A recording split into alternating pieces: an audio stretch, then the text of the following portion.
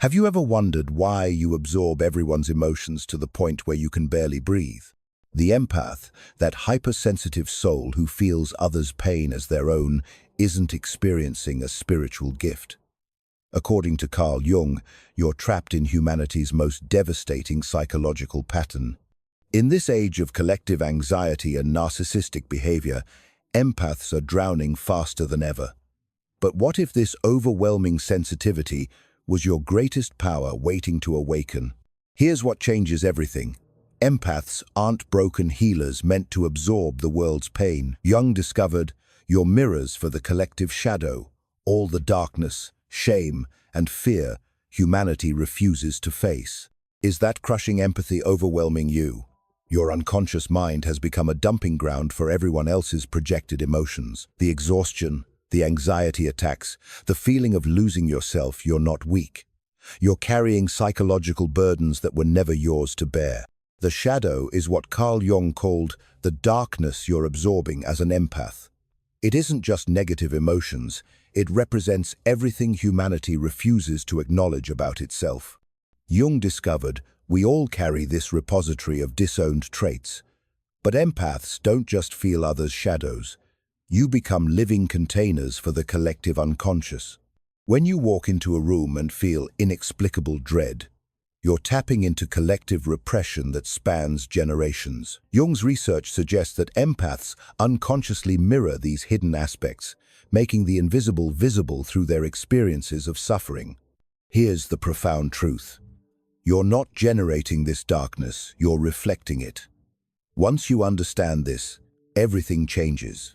Narcissism seeks empaths like a heat-seeking missile.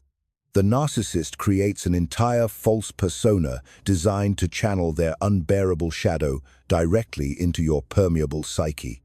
Jung's research reveals that empaths and narcissists form toxic bonds through mutual projection. The narcissist projects their vulnerability and fear onto the empath, while empaths unconsciously project their power and confidence onto the narcissist's deceptive mask. The gaslighting, "you're too sensitive, you're imagining things," isn't random. These tactics are designed to weaken your already fragile boundaries. The narcissist feeds off your energy while avoiding their shadow work. But here's the truth. You cannot heal someone who uses your compassion as a weapon against you. The manipulation intensifies precisely when you threaten to stop being a convenient container for their projected shame. Individuation begins where betrayal shatters your last illusion. That devastating moment when the narcissist's mask falls isn't destruction. It's the first stage of psychological alchemy. Jung called this the death and rebirth every empath must undergo. The suffering you've endured becomes your raw material for transformation. In ancient alchemy, practitioners turned lead into gold. For empaths, this process is psychological. You're transmuting pain into wisdom. The overwhelming emotions that once drowned you become the catalyst for developing psychological sovereignty. Through shadow work, uniquely challenging for empaths, you must sort through layers of absorbed projections, asking, is this mine or theirs? As you reclaim your authentic feelings from others' projections, something profound occurs. Individuation transforms how you experience sensitivity. Instead of unconscious absorption, you develop conscious discernment. The empath who emerges from individuation is unrecognizable. Gone is the victim who absorbed everyone's pain. In their place stands a sovereign being, wielding conscious compassion like a precision instrument. This transformed empath doesn't lose their sensitivity, they master it. Compassion becomes boundary, love, powerful precisely because it has limits. You practice discerning empathy, choosing when and how to engage rather than being hijacked by others' emotions. Here's what makes the sovereign empath dangerous to unconscious systems. They mirror truth.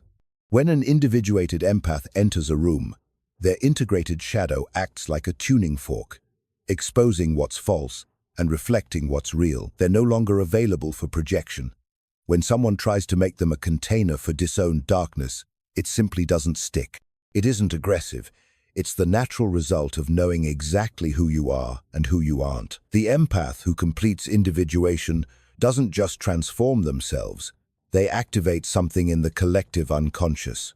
Like dropping a stone in still water, one awakened sovereign creates ripples through humanity's shared psychic field. Jung discovered this pattern in mythological structures across cultures. When one person integrates their shadow, it becomes easier for others.